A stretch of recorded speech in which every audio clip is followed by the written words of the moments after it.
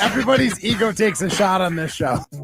This is Rutledge and Hamilton with Jim Rutledge and Matt Hamilton, presented by Coors Light on 100.5 ESPN.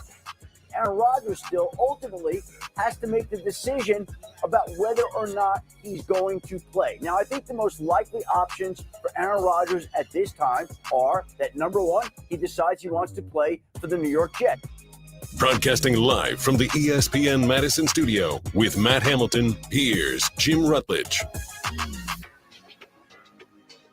What in the hell were the Aaron Rodgers and the Jets talking about for 11 hours yesterday, and they still couldn't come to an agreement on what Aaron Rodgers is going to do going forward? For a guy who really acts like he doesn't love attention, doesn't thrive off of it, he sure is seeming to enjoy controlling the entire NFL offseason, and he is bleeding out every inch of this timeline he can. And I guess it's well within his right, but good God, stop telling me you don't love attention, Mr. Aaron Rodgers. We're talking about the darkness retreat, the little fun things he did, how smooth he is right now. Did he shave his body like an otter? No, I'm referring to another comment earlier in this His smooth poos. That's fine. Yes. Maybe that was part of the conversation. He was probably asking Nathaniel Hackett, like, what the heck went wrong in Denver? There's a lot to talk about. A lot of people to catch up with. Robert Saleh, super interesting guy. I'm sure that was a nice, long conversation there. Dan Patrick yesterday with this beautiful line. Rodgers has said he's not going to hold the Packers hostage, but sure the hell feels like he's holding the Packers hostage. They can't do anything this offseason until Aaron Rodgers makes his decision. They are being held hostage by Aaron Rodgers. Oh, no. If this went past the date, like you gave it the Friday, but if this goes past Tuesday at 11:59, that's when holding them hostage starts. This is the off season.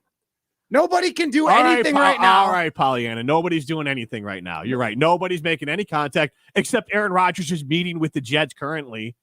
Yeah, but things aren't rolling Derek Carr yet. Nothing can be done unless you're a totally unrestricted free agent. The Bears are about ready to trade a player. Plenty can be done in principle now. The only thing that can't be done is signing free agents. You can do the rest right now. You just agreed to it in principle. He's Matt Hamilton. I'm Jim Rutledge. This is Rutledge and Hamilton, presented by Coors Light. The Packers are being held hostage by a crazy man named Aaron Rodgers. They can do a lot of things right now that aren't reliant on Aaron Rodgers. What the hell are you talking about? They can talk about what do we do if he signs with us? What do we do if he goes to the Jets? What a waste and what of do we do? Time. No, you need to plan for it. This is off season. He does not. You proved my point. You proved it. In what world? Holding them hostages, they have to plan for two different off seasons because their quarterback is a diva and wants the entire off season. Being held hostages? Yes. They don't know what to do with their off season right now because Aaron Rodgers has to take forever to decide. First of all, you said the deadline for Aaron Rodgers that you thought would be fair in your mind is Friday. So to say that he's holding them hostage prior to that deadline, not the Green Bay Packers. Right. I'm just saying each passing day, it seems more and more obvious that Aaron Rodgers has forced his way out of Green Bay with how he acts. And Green Bay is saying, we're sick of it. So you have told us with your actions, you don't want to be here. So Aaron Rodgers, you want out? You're out. That's what's happened. So then you can go ahead and move forward if you think he's out. They still have to figure out where is he being traded. Is he going to retire? Because listen, let's hear from Adam Schefter earlier today on Get Up about how Aaron Rodgers is still deciding, even after his smooth poos in the darkness, is he going to play football again this year? Aaron Rodgers still ultimately has to make the decision about whether or not he's going to play. Now, I think the most likely options for Aaron Rodgers at this time are that, number one, he decides he wants to play for the New York Jets. 844-770-3776. Aaron Rodgers holding the Packers hostage right now. We'll take calls on that. We also have smooth networking host Alex Strofe here today. He's not doing our show. He's doing the other show. It's not as good. Not because of the injury? It's lesser. And that's not because of the injury. Oh, okay. That's a lesser show because it's a lesser beer, but that's all right It is because we lesser are beer. presented by Coors Light. If the mountains are blue, you know what to do. And that's Crush, a Coors Light. So Stroh, you're betraying us later, but Yeah. how you feeling, man? You had a big trip today. Yeah. Give us Are the you jet rundown. lagged from that trip? Public humiliation is some of my favorite things to do. Humiliate myself in public. I've been doing plenty of that over the course of the last week, including this morning, moderating a morning sports report with college basketball analytic legend Ken Pomeroy. Fashion legend Ken Pomeroy. Same here, man. I'm also a fashion. Oh, you legend. two were two peas in a wrinkly pod. Underdressed pod. Yeah, true that. So I'm walking on the stage. They have these jaggedy stairs that we're walking up right through 3 steps. Jaggedy stairs. Matt, they were regular steps. Yeah, I do not believe for a second they were jaggedy stairs. There was 3 stairs. There were steps. There was 3 stairs. I thought there was only 2. So I kicked the 3rd stair, and I didn't fall, but I tripped my way onto the stage, and then This was in front of tens of people that he just goes on. Probably about, I don't know, what would you say, Jim? About 70 people there? Sure. I would say roughly. Sure. Give or take 15. Okay, sure. All right. 55, whatever. And I said into a microphone that was not on, I love stairs. And then I got the session underway. But my favorite part is I love Lamb. your I love Lamb. brother from another mother, Ken Pomeroy, who just seemed to have the same fashion sense as yours. And we've been sending the photo around. Maybe we'll throw it up at Jim and Matt. The consensus around the office, Matt, is these two could be related as far as like The first thing that was said to me after I got off the stage at the end of the session was, do we have a DNA test handy? Oh my goodness. well, because here's the other part. What happened before you tripped? He tripped. But not as bad as I jaggedy did. stairs. Jaggedy stairs. He tripped a little bit, and then I tripped big time. Yeah. And then we did a. You should have said like I was just trying to soften the blow for you by Yeah. tripping more. Yeah, I not a heads up play by me. I love Lamp. I love And- stairs. If you go to @Jim and Matt, we can share this. Or Alex Stroh. Alex, what's your Twitter? At Alex_. You shared this lovely photo, I so did. you can just go find that Twitter. Why don't I go and the retweet photo. it? Yeah, there you go. And the wrinkly pants from Ken, like I don't know if Ken Palm realized he was going to be in front of human beings today, but that was great. Pants too long, Matt Hamilton, which is a personal pet peeve of mine. Like I understand at Alex's age of like maybe you don't quite know your inseam yet, of like how long your pants Yeah. should be. Or if you got cool shoes, the bunched up pant can be cool if you're repping, but I don't think Ken was wearing Jordan 1s or 3s or He would anything be like wearing New Balances on like in the non-cool way, like Right. Steve Carell. Unlike Honestly, me, he was who's dressed like those are the. I do love that you left yesterday and we played the Steve Carell Ryan Gosling clip from the movie they did together, where he said, "Unless you're a millionaire or a frat boy, you shouldn't be wearing New Balances." So that's what I will that's continue old to. school. That's old That movie's school from like mindset. 5 years ago. Exactly. Okay. They Anyways, are rebranded. Whatever you got to tell yourself, Mr. Matt Hamilton. Anyways, Ken Palm said he liked your shoes. Your New Balances, not the ones you wore curling at the Olympics. No, he liked your New Balances. You were brought up. He's a curling guy. Oh, I know. He's done some analytics for world Now, championships. set and- this up right because Ken Palm was pretty deferential. He's like, I do this in my free time because I enjoy curling, Mhm. and so I'm taking a run at it. Like, Right. It wasn't like I'm the end all be all on this. Oh, Well, for he sure. said it's a wide open market. Right, Like yeah. he's the only one that does it. So he's Right. trying to even figure out how to create the right format to actually have Mhm. an analytical look at curling. Does curling, I think analytics, depending on the sport, carry like for football, analytics to me, really tough. Yeah. Baseball has the best of value to it. Basketball, I think there's value, but again, there's so much of the human nature aspect to it. But what about for curling? Is it closer to the baseball or is it closer to football as far as the extreme ends of analytics having a real influential look into what a team is? I think it's definitely closer to baseball. We had some good information before the last Olympics on the team from Switzerland, that when they get up by 2 points, they have like a 95% win rate.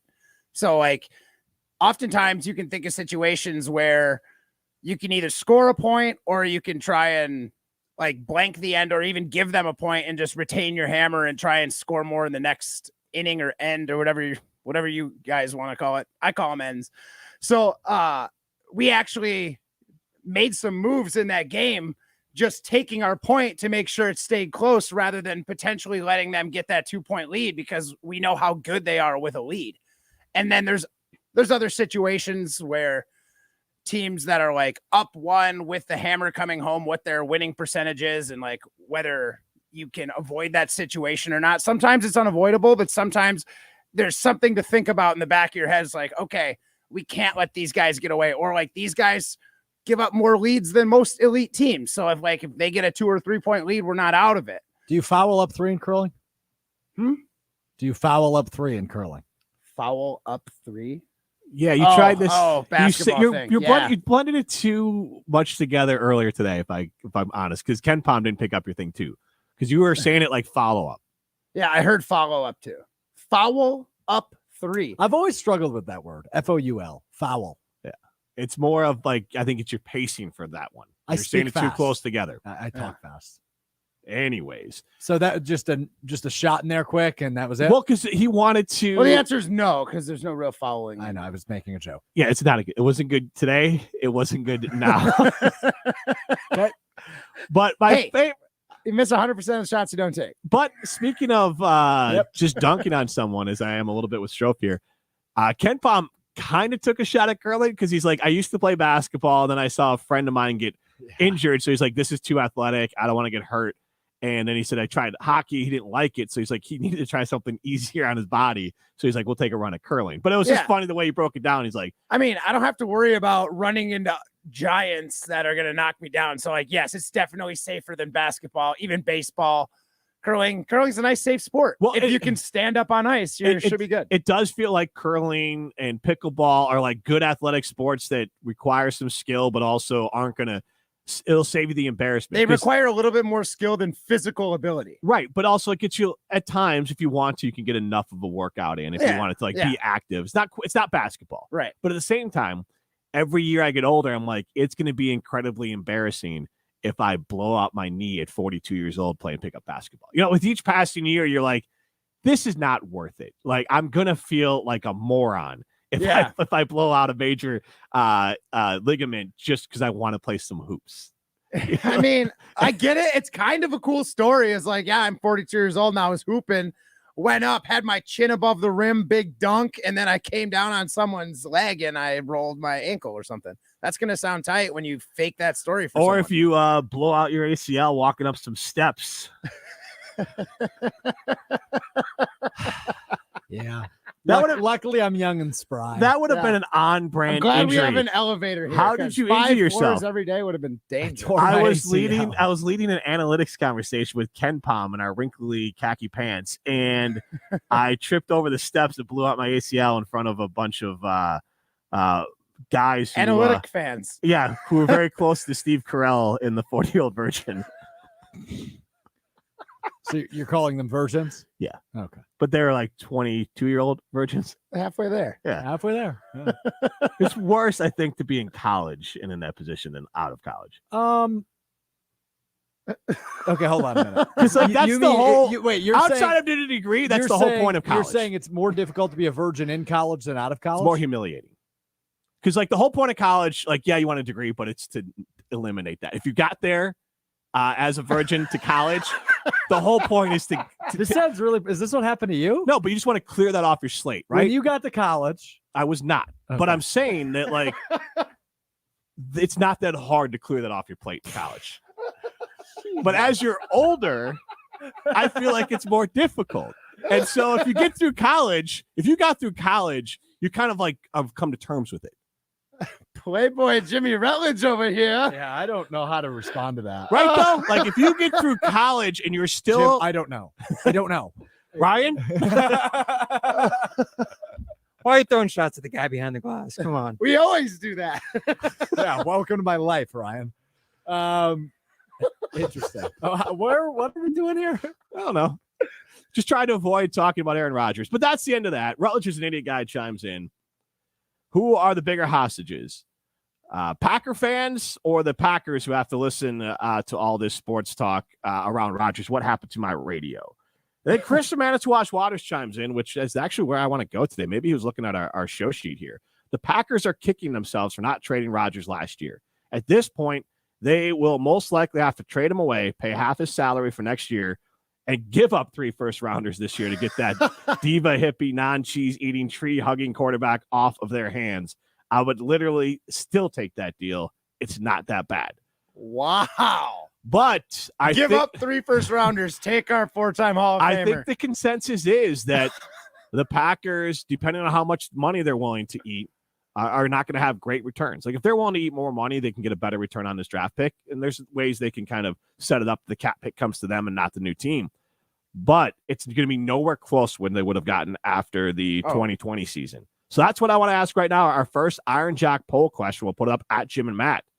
Knowing what we know now, would you have traded Rodgers after the 2020 season? That's when he first asked for a trade. That's when it's universally believed he was having secret meetings with the 49ers and that the Broncos were at least inquiring about Aaron Rodgers. The Packers, the difference between now and then is the Packers weren't willing to trade him then, which again goes back to my point yesterday. Mm-hmm. Rodgers is the one who wants out. It's just now the Packers are okay with it because Rodgers wanted out in 2020 and the Packers weren't okay with it.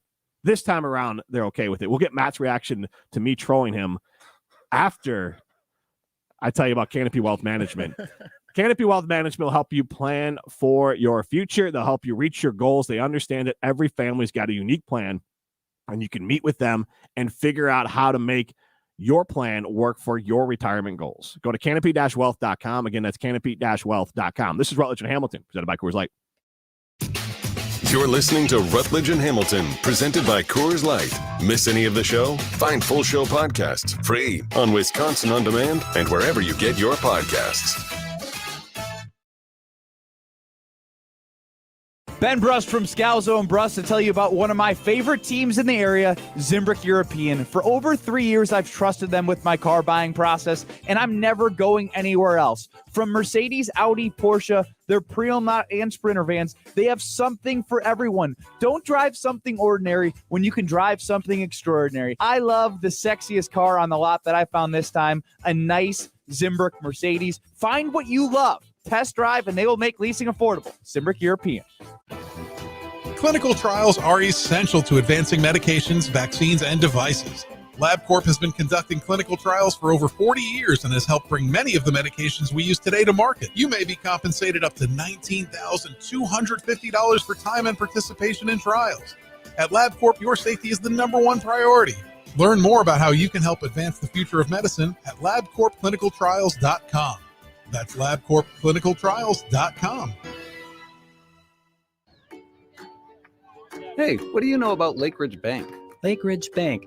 Oh, that's the new local bank resulting from the merger between State Bank of Cross Plains and Monona Bank. Oh, so that's why I keep hearing about it. It's pretty cool because since it's locally owned and operated, the deposits at the bank stay in the community through local loans.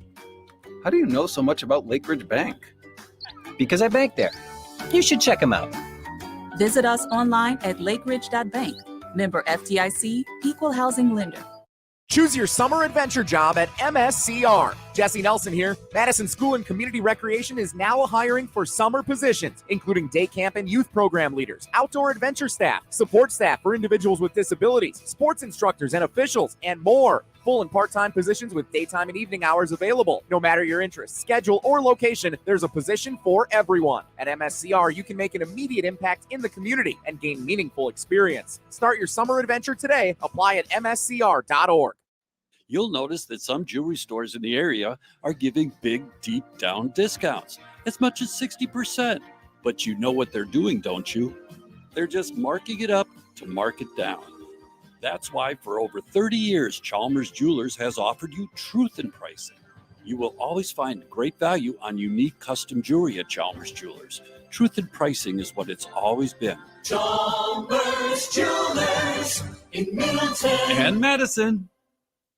Jim Rutledge here to tell you about X Golf Madison, and the most important thing that you need to know is that X Golf Madison is for everyone. I golf there. Whether you're a seasoned pro, a new golfer, or in between like me, X Golf Madison is going to be fun for you. They have a full bar, excellent service, great food, and the most advanced and accurate golf simulators in the world. You can play one of their 50 courses available, take lessons from a PGA pro, hit the driving range, or even join a league. Stop by their East Madison or Middleton location today, or visit them online at xgolfwisconsin.com.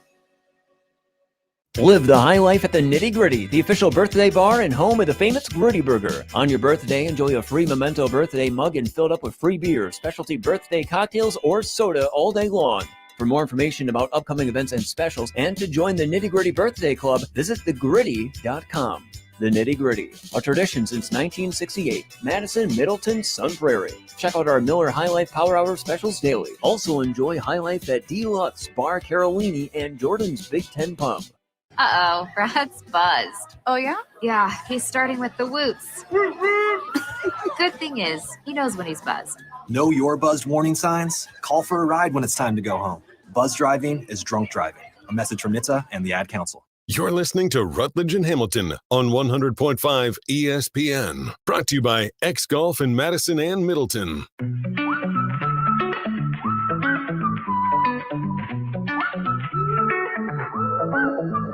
When I was a young boy living in the city, all I did was run.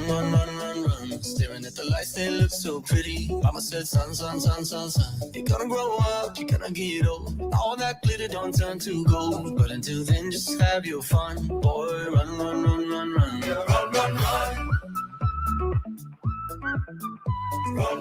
I'll tell you what.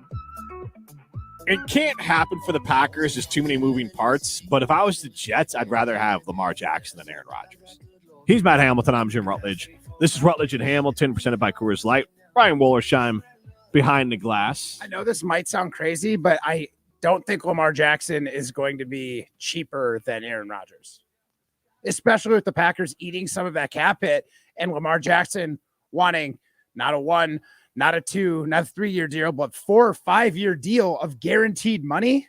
I don't know if that's gonna, and 2 first-round picks for him. Well, that's the thing. He's more expensive. Yeah. Like right there, you're not getting 2 first-round picks for Aaron Rodgers. Right. I'm just saying, like, he's gonna be more expensive in multiple ways than Aaron Rodgers is. Absolutely. The first overall pick. The Chicago Bears are going to get more for the first overall pick than the Packers will probably get for Aaron Rodgers.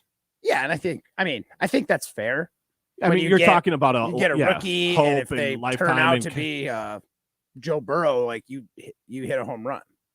But we are talking Aaron Rodgers because Aaron Rodgers wants us to talk about Aaron Rodgers. So that's where we're at. I mean, my boy.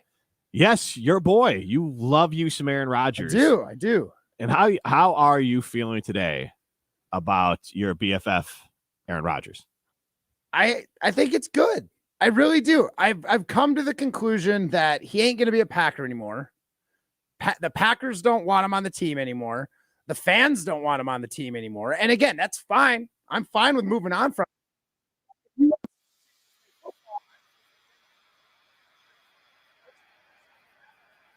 something for him. Take a little bit of a knockoff cap that they would get by trading him to the Jets, and he still gets to play football. That's good for everybody. And he's got until Tuesday to make a decision. So go ahead, take your time, relish in the fact that you had an 18-year career with the Green Bay Packers, and times are moving on. I think it's great. I think everybody should be happy about that. Love Aaron Rodgers. I do love Aaron Rodgers. You want him to come back, don't you? No. Honestly, he has nowhere. No things are going to happen with him on the Packers. When things go wrong, it's his fault, and when things go right, it's going to be Goody and the team constructed around him. And despite having to pay Aaron as much as we have to, and despite him holding the Packers hostage, Goody and LaFleur and Ball were able to make it happen. So, like, there's no positive vibe that he could get from coming back to Green Bay. Are you going to get a number 12 jersey or a number 8 jersey with the Jets with Aaron Rodgers? No. That's where your love ends? No, I'm still going to appreciate the guy, but I'm not going to. But you won't go that far. So I'm asking. No, I wouldn't purchase it. Now, if Aaron Rodgers is like, hey, Matt, you've been such a great supporter. I want to send you a Jets jersey. You better believe I'm going to take that jersey. Do you want us to send them a tape on DM with like some tape? Have you? Oh, I've already sent it. Okay, we're good. You don't have to. I've got the blue check mark, so we're okay. Do you sing this Al Green song to him in one of your videos? Well, let's stay together. No, I don't sing. I just made a mixtape for him. Okay. Sent it off. Cassette. I held it up to the radio and was able to record off the radio. Old school. Oh man, we are asking our first Iron Jock poll question. I'm not sure if it's up at Jim and Matt yet, but we'll get to it. The question is, if you had a chance to go back to 2020, the first time Aaron Rodgers said he wanted to be traded, knowing what you know now, would you trade Aaron Rodgers to, I guess in this case, the Denver Broncos? That would have been probably the trade, or the 49ers, whoever it was. Would you have made that trade after the 2020 season, knowing what you know now? So you would have missed out on the loss. It was a disappointing season when they lose to San Francisco in the playoffs and in their first playoff game for the Packers. And obviously they missed the playoffs this year, but you had the MVP season and you would have 2 more years of being able to cheer for Aaron Rodgers. But 844-770-3776. That's the question we're asking. Knowing what you know now, would you have traded Rodgers after the 2020 season? I'm going to give you an over-under on this. I think 85% of people are going to say, no, that's the line. 85% for the yes, I would have traded him after that season, after his first MVP season. First with the 4 of the 2 in a row. Yes. What do you think? Over under? Yeah, that's probably right because. Well, go on.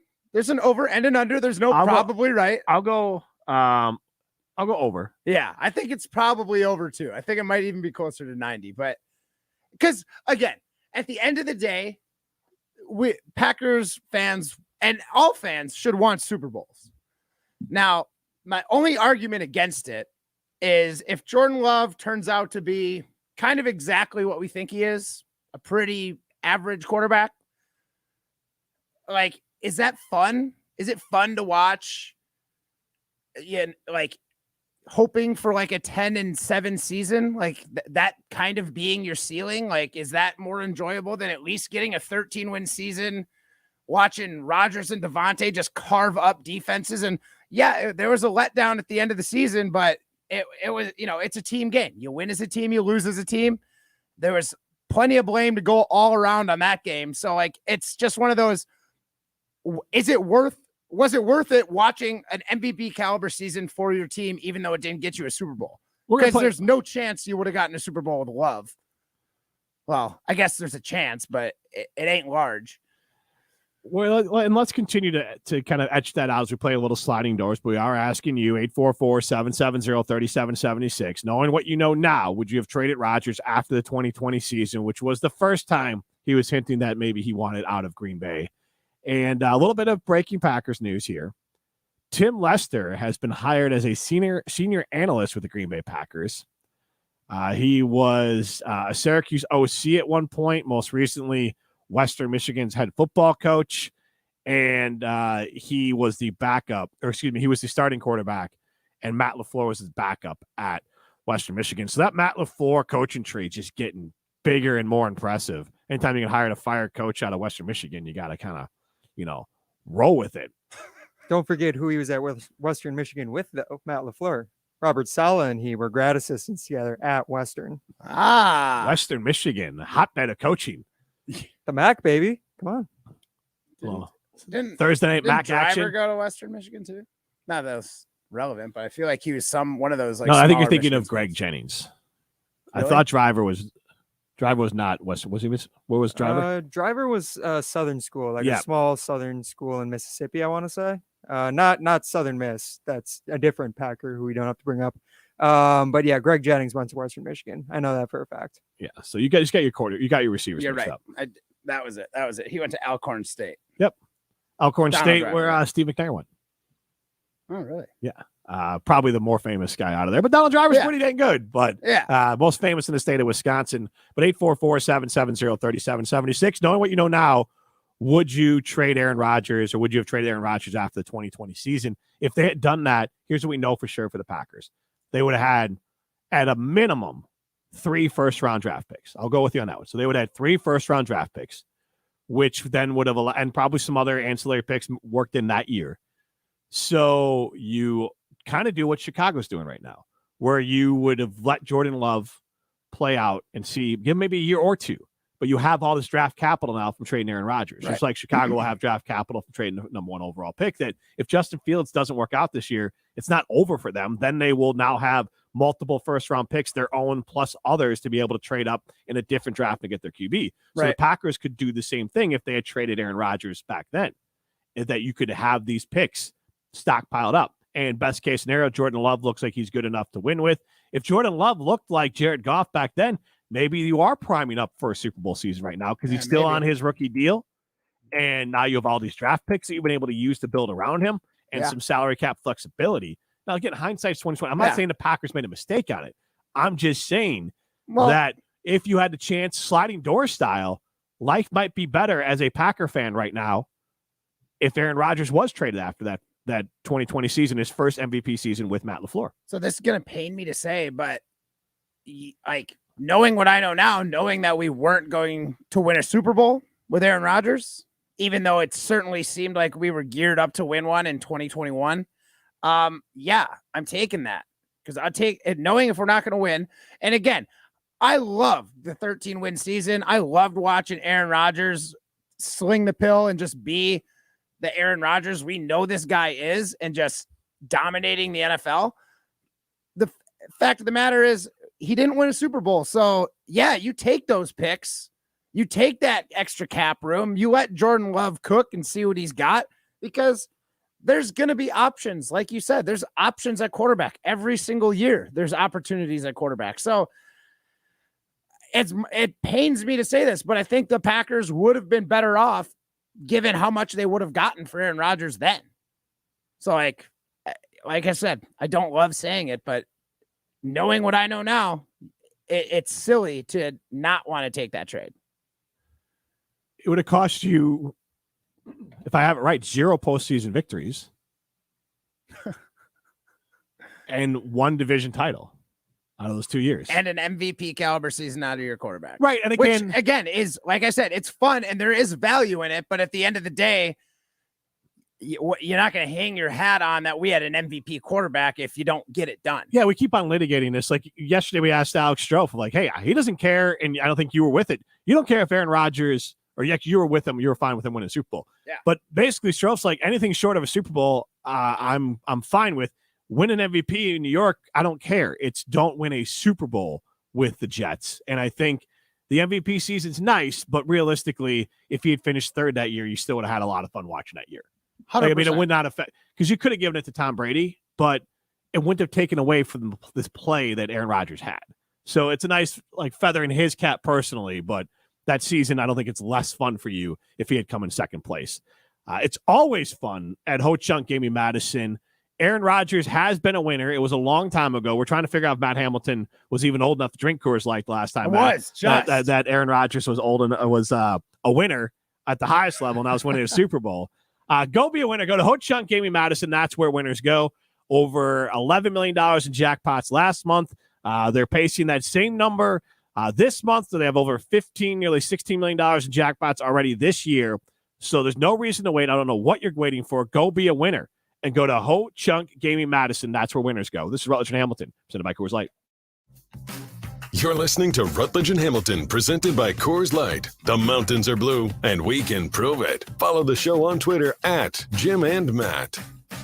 North and South Seafood and Smokehouse is the official barbecue and seafood and smokehouse of Rutledge and Hamilton. Make sure to listen every Wednesday for your chance to win a $50 gift card to North and South Seafood and Smokehouse in Madison, Verona, and DeForest. North and South Seafood and Smokehouse.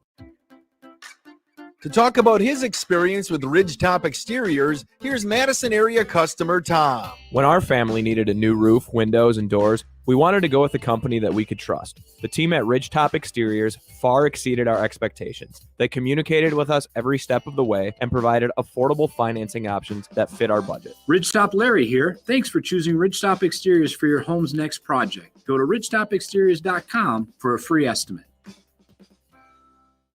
Jim Rutledge here to tell you about X Golf Madison, and the most important thing that you need to know is that X Golf Madison is for everyone. Heck, I golf there. Whether you're a seasoned pro, a new golfer, or in between like me, X Golf Madison is going to be fun for you. They have a full bar, excellent service, great food, and the most advanced and accurate golf simulators in the world. You can play one of their 50 courses available, take lessons from a PGA pro, hit the driving range, or even join a league. Stop by their East Madison or Middleton location today, or visit them online at xgolfwisconsin.com.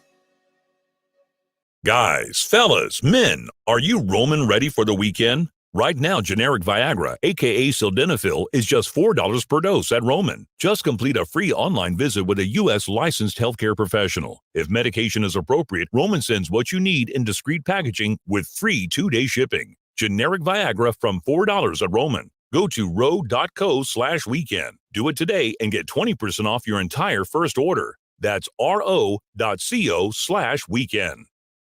When you're an innovative business, every blinking cursor, every blank page is an opportunity. What will you do with it? Will you make something better or create something new? Our Dell Technologies advisors provide you with tools and expertise to do incredible things. Because we believe there's an innovator in all of us. For advice on smart PCs powered by Intel V Pro that's built for business, call a Dell Technologies advisor at 877-ASK-DELL.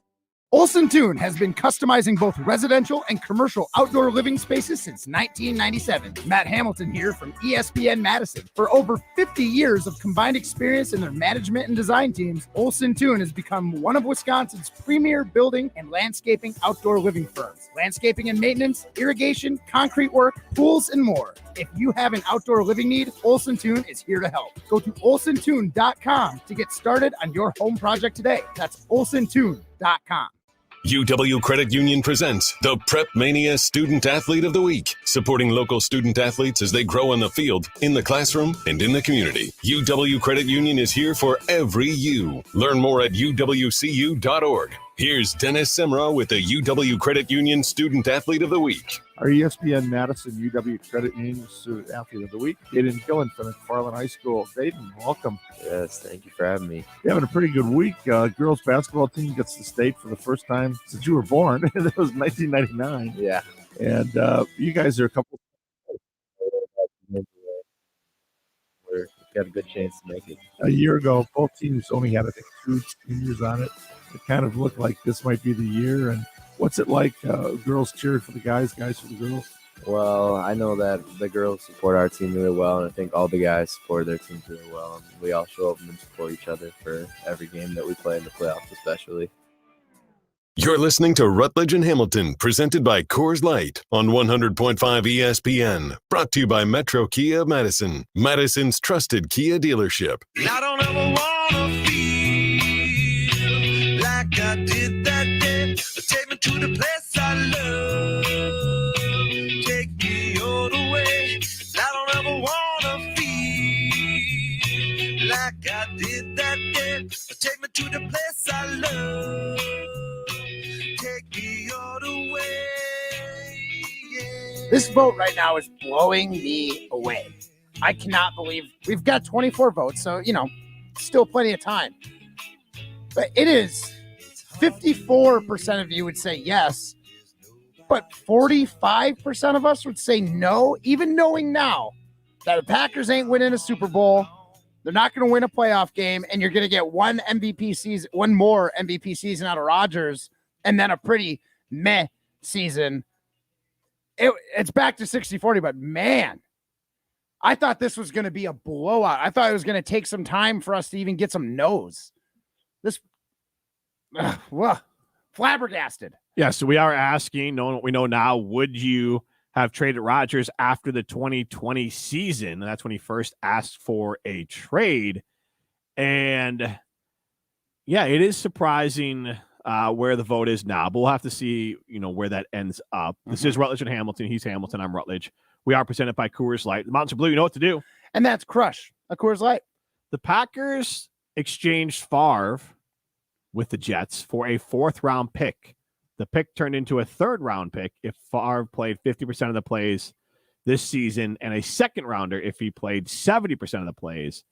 And the Jets qualified for the playoffs, a first-round pick if he played in 80% of the plays and the Jets made the playoffs. Now, Brett Favre was coming off the season where he finished second in the MVP votings.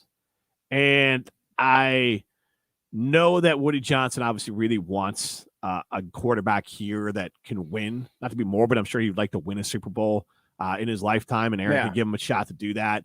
And the team is, like, I honestly think the Jets are better positioned to win with Aaron Rodgers' contract than the Green Bay Packers are, because I think the Jets can move some things around.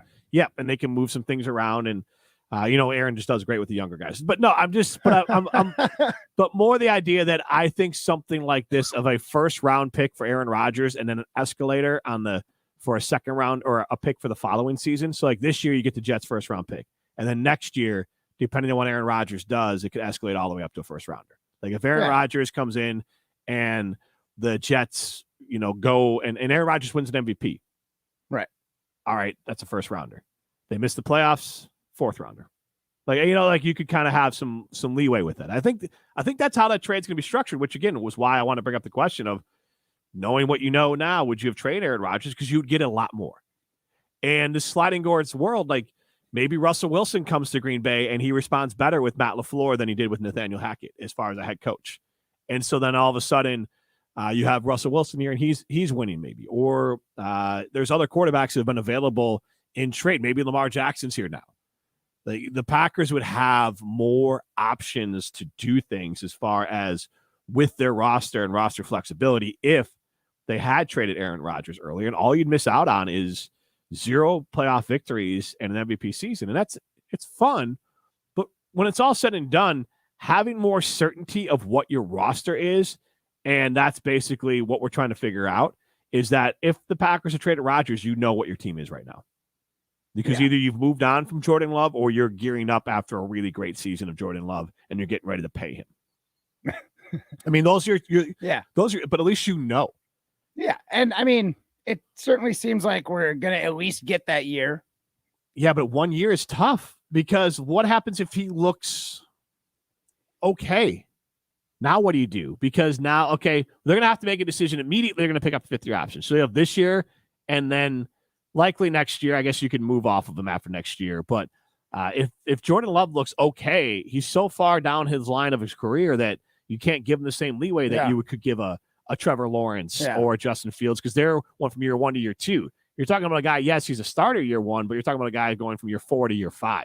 Yeah, I think and again, I am no football expert. I have never run a football team as far as the money is concerned, but you play fantasy football, and I'm sure you played Madden before. That's a good point. You're a good point. So I am an expert, actually.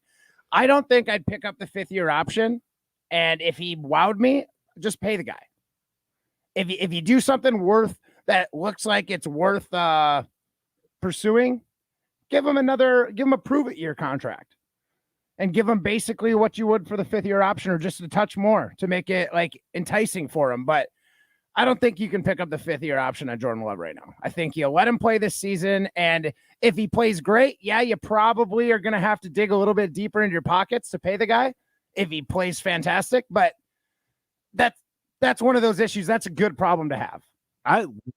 477-037-76. Would you pick up the 5th year option on Jordan Love? Because it does protect yourself. Is he throwing 75 NFL passes right now? I don't know if those are all regular season. If you include include the preseason, regular season. season. Oh man, I'm gonna look that number up. Right now, 62% of you say yes, you would have traded Aaron Rodgers after the 2020 season, after what knowing what you know now, which is surprisingly low. We'll see where that goes. And maybe it's wanted to show loyalty to Aaron Rodgers, but I just look at it that Green Bay now has no idea what their team is going to be in the future. And to that point, I think the Packers would be smart to hedge their bet on Jordan Love as well. Now, how much? Probably not a lot, because everyone's got an ego. I mean, I said this when they drafted Jordan Love, that was a hubris pick. It was a pick of hubris for Goody and LaFleur. That they basically said, you know what? We want to show we can do it ourselves. That Aaron Rodgers isn't our guy. And Matt, for your point, if you were trying to say this is the Packers pushing Aaron Rodgers out, that's the argument. Is that LaFleur and Goody They want to win, but they want to win with their guy more than just win. And their guy is Jordan Love. Are we throwing LaFleur in that? I feel like it's more of that was a Goody pick. I think Matt LaFleur has been really good at having plausible deniability in this. But you think he was a key factor? I mean, I'm sure he gave the go-ahead. I'm sure he had an influence okay into it. I'm sure yes. I mean, at the very least, cleared Jordan Love as a prospect. Yeah, and I'll give him that.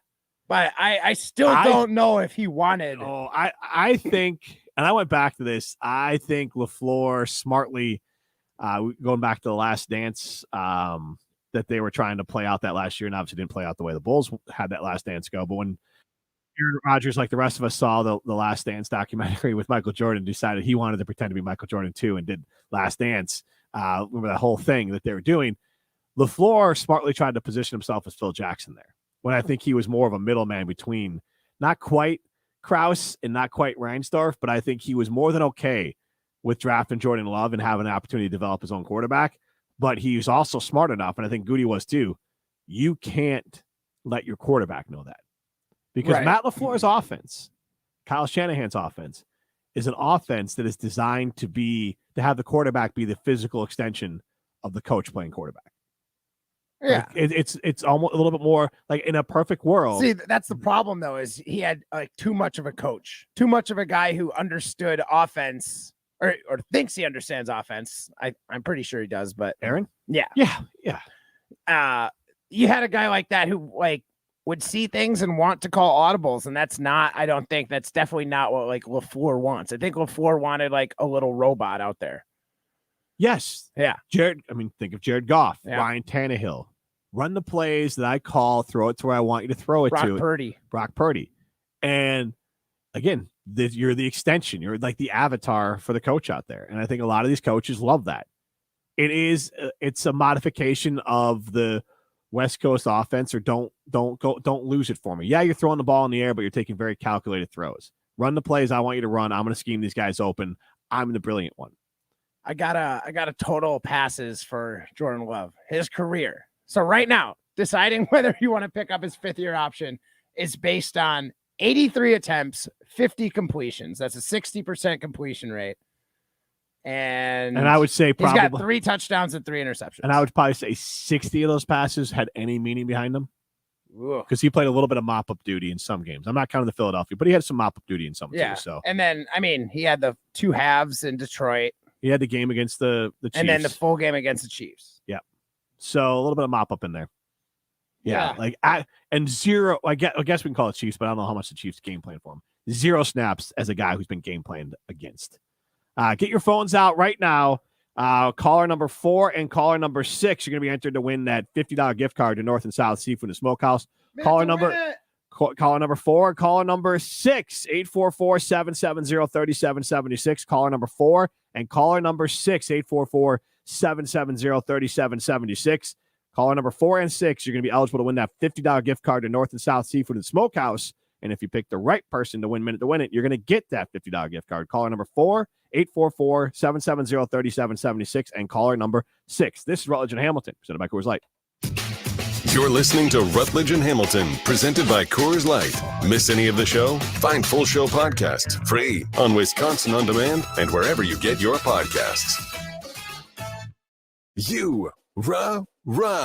Pella Windows and Doors of Wisconsin present your Badger Minute. Here's Alex Strofe. There may be snow on the ground, but now is the time to get excited about enjoying the outdoors on luxury patio furniture. Let the trained staff of the Bruce Company help you bring your outdoor dreams to life. The Bruce Company, your outdoor living experts. The University of Wisconsin Athletic Department announced Monday that they were making a change at the head of the Wisconsin men's hockey program. Head coach Tony Granado has been fired after 7 years at the helm of the program. The change comes after the Badgers men's hockey team finished below 500 each of the last 2 seasons. Athletic Director Chris McIntosh after the announcement. At the end of the day, this program has a history and a legacy that has the highest of expectations, and it deserves a chance at getting back to a championship level. Pella Windows and Doors of Wisconsin allows you to customize by painting, staining, or leaving bare to complement your unique home decor. Get 0% up to 4 years at PellaWI.com. Anyone who has ever needed self-storage knows what a hassle it can be. You have to rent or borrow a truck and then find someone to help you move your stuff. And let's face it, moving furniture and heavy items without damaging them isn't easy. Renting the unit is worse. The hidden fees and admin costs are scarier than the dingy facilities you're leaving your stuff in. Why not use Closet Box instead? Closet Box is self-storage without leaving home. They'll store them securely and bring any item back when you need it. The best part? Unlike traditional self-storage, you only pay for what you store. No paying for unused storage space. Closet Box's background check storage movers are licensed, bonded, and insured and will take care of all of the heavy lifting. Closet Box's local storage centers are temperature controlled and monitored 24/7. Closet Box has an A+ rating from the BBB. Call 877-233-5696 now for the season's best rates. Get $50 off first month storage using code RADIO50. That's 877-233-5696. 877-233-5696. Hear that? That's the sound of the 2023 Chevy Silverado's turbo high output engine, delivering impressive power with no compromised durability. Whether you're helping friends move or just moving some friends, this is the sound of a family with plenty of rear seat room to enjoy the ride. And this is the sound of you heading to your local Chevy dealer today. Find your Silverado and find new roads. Chevrolet. See your Badgerland Chevy dealer today. Drew and Jonathan Scott here to tell you that American Family Insurance wants to protect your dreams. So whether you're at home singing in the shower, Every note, or prefer singing your heart out in the car like Drew, cruising. you can save up to 23% when you bundle your home and auto insurance with American Family Insurance. Get a quote or find an agent at amfam.com. Insure carefully, dream fearlessly. Visit amfam.com to learn how discounts may apply to you. American Family Mutual Insurance Company, SI, and its operating company, 6000 American Parkway, Madison, Wisconsin. Since 1956, Holman Lindsay Paints has been making paint in Wisconsin for Wisconsin. Because of their commitment to making great paint for Wisconsinites, Holman Lindsay has grown over the years to 26 locations in this great state. Headquarters in Sun Prairie with a state-of-the-art facility, Holman Lindsay has the paint you need to make your job better. From do-it-yourself to professional, Holman Lindsay has paint for everyone. Visit one of their local locations today in Madison, Sun Prairie, Middleton, and Janesville. Stoughton, comprehensive and compassionate care to Stoughton community and the entire Madison area. From our sports rehab facilities in Oregon and Stoughton to our renowned ortho team with Dr. Ravel, Stoughton Health can help.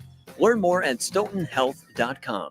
You're listening to Rutledge and Hamilton, presented by Coors Light on 105 ESPN. Brought to you by Ridgetop Exteriors.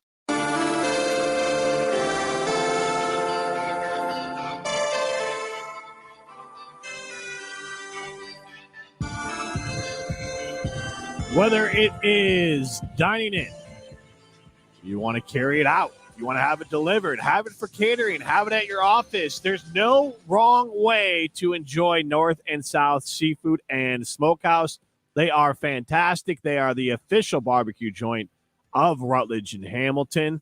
And this is Rutledge and Hamilton presented by Coors Light. And we're going to play Minute to Win It right now for your chance to win a $50 gift card to North and South Seafood and Smokehouse.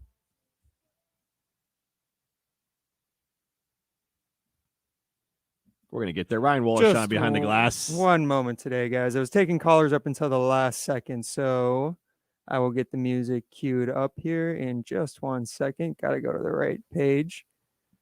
Congratulations, by the way. You'll have Katie from Wanakee playing for you. And she picked me? She did pick you. Awesome. Yes. Thank you, Katie. She was very excited to have you. Now the pressure's on. It sure is. Where is... Pressure's on you, right? It sure is. I don't to get the Minute to Win It open, fired up here. This is Rutledge and Hamilton. I am Rutledge. We are going to play Minute to Win It in a minute. Once Ryan is a winner and finds the key here, we're gonna bring in Alex Strofe, I think, to find it. Are we about ready to fire it up? We're about ready. There it is. Oh no, almost there. Sorry about this. That's all right. ICL. I sometimes forget. We're having good times here. Stuff. There it is. Hamilton. There it is. There it is. Sides. I blame Alex This is the Strofe. Minute to Win It, presented by North and South Seafood and Smokehouse. With 3 locations in Madison, DeForest, and Verona. Alex Strofe has entered the room of like, What's wrong? What's wrong? Apparently you didn't train Ryan properly because you couldn't find the hotkey for the Minute to Win It open. Sorry. Yeah, there you go. That's all. We just wanted to bury you. There's just a lot of pages around here, and it takes me a while to find things every once in a while, guys. But now we have 1 minute to win it for Jim, who is playing for Katie in Wanakee today. Alrighty. And I have found that this weekend there was actually some really big news. I know you're a movie guy, Jim. I am too. And there was some big news in the world of movies is that Creed 3 premiered and became the biggest opening for a film that is in the sports movie category for highest grossing box office for the opening weekend. Okay. So it's the highest grossing sports movie weekend ever. Okay. All right. Big deal. Though it's still not in the top 10 of all time grossing sports movies. Okay. So I want to throw the list at you today. The top 10 highest grossing sports movies of all time, and specific to the domestic box office for this one. Okay. Because here's a hint. A few of the movies on this list, they were not premiered when international box office was still a thing. Okay. So that'll be a big hint as to, you know, what maybe a couple of the movies on here are. So we'll go ahead and get the other hotkey going for a minute to win it here. And you can go ahead when you're ready, Jim. I'll go with Rocky. That is correct. All right. How about Rocky 2? That is incorrect. Alrighty. Let's go with let's see here. Remember the Titans?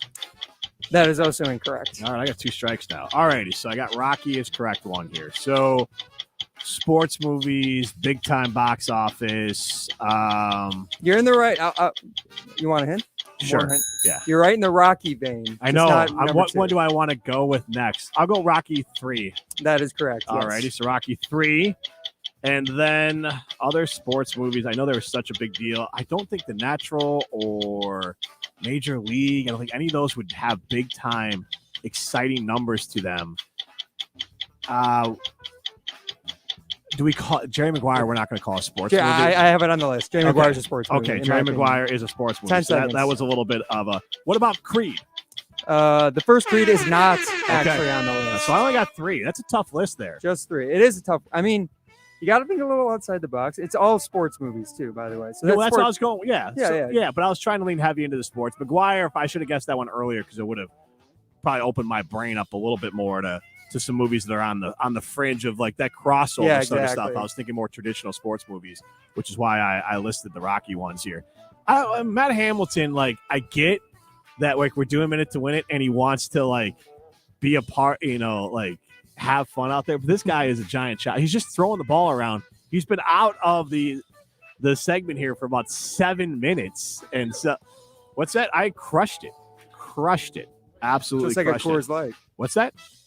Crushed it the way I crushed Coors Lights. I crushed it the way that Ryan Wollersheim crushed us getting into this segment Sure here. did. It only took me 1 minute to find the Minute to Win It audio, so that was a good time by me. Hey, baby steps. You got to walk Baby before you steps. can run. Hey, I obviously blame Alex Stroh for that. Poor training. Hey, of course. At least now we have the best dressed producer in the biz. That is true. That's true. My It parents definitely ain't Doughboy Jesse Nelson. I'll tell you that. No, it is not. But Doughboy Jesse Nelson was in that big bowling video, and we're talking about sports on film this week. So this weekend was the opening of Creed 3, which actually set the box office record for opening weekend for a sports movie, though it's still not in the top 10 all-time highest grossing sports movies. Right. So that'll be our list today. Top 10 highest grossing sports movies. And you got to be a bit general with sports, right? Sports is like a main part of the plot. Yeah. But it doesn't have to be about a team specifically, right? So you got to So be it's a already little... an advantage there for Matt Hamilton because I didn't find that out until about 40 seconds in. Okay. Fair. Well, So let's keep. You didn't give him the other hints you gave me. I So will- let's there make we that go. There we his, go. his hint. Now it'll be all even. And by the way, we're going with domestic box office. for Okay, this. okay. Strictly domestic. So we can go ahead and start with you, Matt. Space Jam. That is not on the list. Oh no. It's actually pretty far down the list. Okay, You said that so confidently. Remember the Titans? That is just off the list as Oh. well. Oh, Jim no. also got that one. Oh my goodness. 0 for 2 to start. Now I'm just second guessing everything. Oh no. Just take a second. Just take a I second know, and breathe. I I was in the same situation as you were just a few minutes ago. I understand. Trust me. All right. We You got 30 more seconds. Okay. Why am I being put on the spot right now? This one's hard. Best sports movies of all time or highest grossing. Miracle. Incorrect. Oh That is my also gosh. not on the list. So I only got grossing. 3. Okay. I got Rocky, Oh, okay. Rocky 3, Dope. and Good for you. Jerry Maguire. Jerry Maguire. Well, that's why that was the hint I got like with 10 Ah. seconds to go. Because I said I wouldn't say Jerry Maguire's a sports movie. No. And he's like, I'll give you Jerry Maguire at the very end. Jerry Maguire is. I categorize it as. a sports movie. It's a fringe Okay. one. It's just Yeah, that's no. a little tight. So go ahead and give it. So congratulations to Katie for wanting key. Right. I know you were very nervous because you picked me, and I almost blew it for you, but you underestimated how bad Matt. Oh could my be. gosh! I know. I just picked good sports movies. Same, dude. I instead didn't of- remember the Titans. I was did gonna Rock- pick like the greatest game ever played, or the Legend of Bagger Vance. I'm like, there's no chance, but I loved him. I said Creed. I thought Creed might be on the list. Space Jam was a good one. I honestly thought that might be a right one. I went Rocky 1, 2, I and was 3. very confident in Space Jam. So like when that You missed, said that, I like, was yeah. like, oh no. Yeah, you get kneecapped as soon as you said yeah, like my confidence was out the door. All right, All let's run through them. All right, so number 1, I'm surprised nobody got this, but it was The Blind Side, $255 million. Okay. Yes, So it's a that's good the top. movie. Okay. And then this is probably the most broad sports one, I would say, but the remake of The Karate Kid from 2010. It's a karate movie. It's about sports. Remake of Karate Kid. That was a big Crazy. movie at the time. What? Remember? I don't even know who's in that. Jaden Smith. Yeah. He's a star. Not missed. We said when?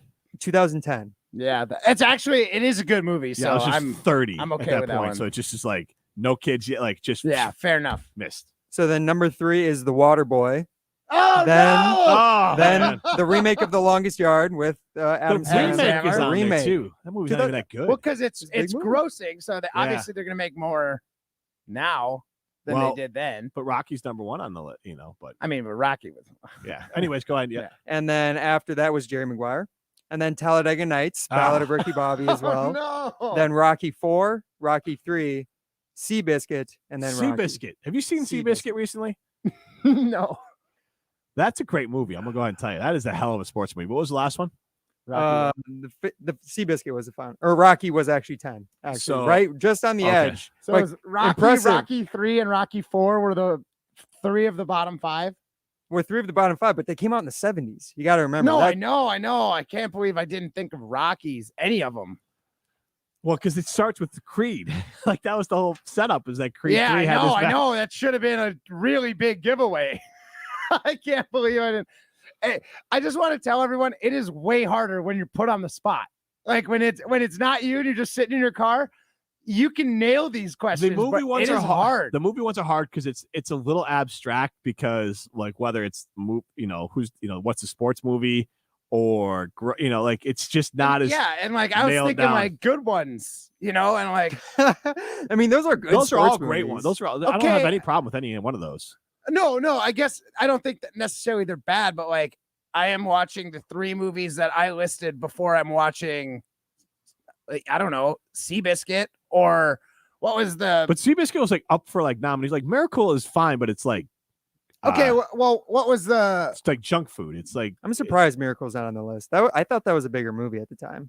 I thought it was too. And then remember the Titans? I thought that was one super surprised me. That popular one. I was worried though. Did you because, say that one? Yeah. Oh. I was It's worried just when I off said the it. list. Okay, when I said it, I was like, is that really like a popular movie? Like Yeah. I know you like it, we like it now, but But Space Jam. Seabiscuit makes sense because like Diane Lane's in it, and there's a few other major actors in it, and Jake Gyllenhaal, I believe, is in it. Like it was a very popular movie based off a book, so like it Right. makes sense why it would be on there. And my daughter's gonna be furious with me that I didn't pick Seabiscuit because that's like her favorite movie. We will continue talking Aaron Rodgers on the other side. This is Rutledge and Hamilton, presented by Coors Light. Whether catering an event or dining in, I recommend North and South Seafood and Smokehouse. Jim Rutledge here, and from their slow-cooked brisket to their fish fry and everything in between, North and South Seafood and Smokehouse has earned our love on Rutledge and Hamilton. They're the official barbecue joint of our show, and they should be your first choice the next time you eat out. Tell them Jim and Matt sent you. North and South Seafood and Smokehouse in Madison, Verona, and DeForest. This is Barry Alvarez. Hey, Madison, Pat Richter here. For great coverage of your Wisconsin Badgers, stay tuned to 100.5 ESPN. WTLX Monona, ESPN Madison. On Wisconsin. Broadcasting live from the ESPN Madison studio, this is your Metro Kia of Madison Sports Center. Good afternoon, Madison. I'm a bit slow, Ryan Wollersheim today, and this is your Sports Center update brought to you by the Green and Gold Fix podcast, home of the best Packers conversation from ESPN Wisconsin. Subscribe, rate, and review the Green and Gold Fix podcast on Apple, Spotify, Wisconsin On Demand, and wherever you get your podcasts. Well, bad news, ladies and gentlemen, as Aaron Rodgers is officially flirting with the New York Jets. A contingent of front office members from the Jets actually flew out last night to California, where they met with Rodgers until the wee hours of the morning. Here's what ESPN insider Adam Schefter shared on Get Up this morning when discussing what this meeting was all about. So this was part of a get-to-know-you session in part. Also part for Aaron Rodgers to hear what the Jets organization is about. They need to explain to him exactly what he would be stepping into, what the personnel is like, how their philosophies are. Stay up to date with every second of Rodgers news over at ESPNWisconsin.com. Badgers also tip off their road to the postseason tonight. Wisconsin faces Ohio State at 5:30 p.m. in the first round of the Big Ten tourney. Big game as both ends look to carve out a spot in the field of 64 this year. Tune in to see if the Badgers make it into March Madness. Metro Kia of Madison, Madison's trusted Kia dealer. Stop into Metro Kia on the east side of Madison or visit metrokiaofmadison.com. You got the show. Everybody's ego takes a shot on this show. This is Rutledge and Hamilton with Jim Rutledge and Matt Hamilton, presented by Coors Light on 100.5 ESPN.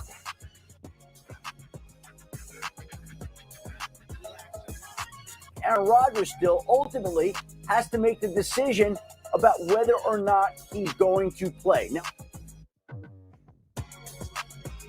Broadcasting live from the ESPN Madison studio with Matt Hamilton, here's Jim Rutledge.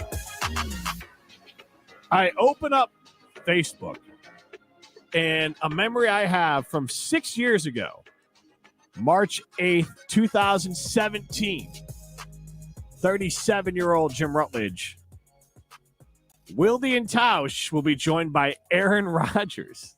That was, ironically, 6 years ago today, as Aaron Rodgers loves him some him. And he is Stop taking shots at Aaron Rodgers. Continuing to prop himself up into the center of the NFL universe because he loves the attention. To the poll. To the poll. What's the poll say? Knowing The what Iron we Jack know poll now, question. Yeah. Knowing what we know now, would you have traded Aaron Rodgers if you could go back after the 2020 Packers season?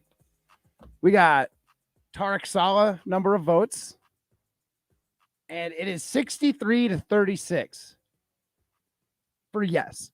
It still seems off. A little low. It's like, we're not going to win a playoff game.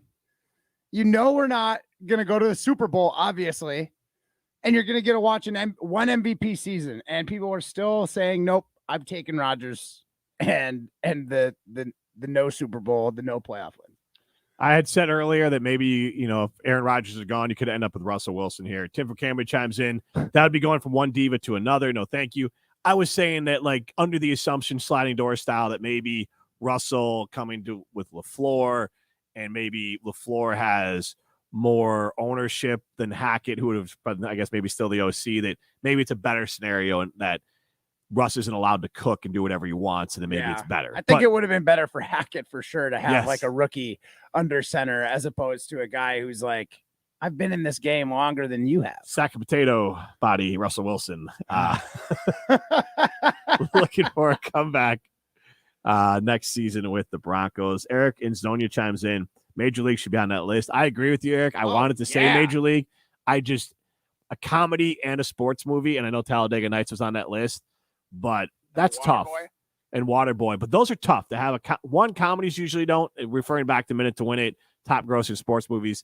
Comedies are tough to make a lot of money at times, and sports movies are too. So you have to be really special. Yeah. But I agree, if we're doing best sports movies of all time, which we're not quite that desperate yet, you can listen to the other stations for that if you want to not have Aaron Rodgers talk. We're not going to talk spring training.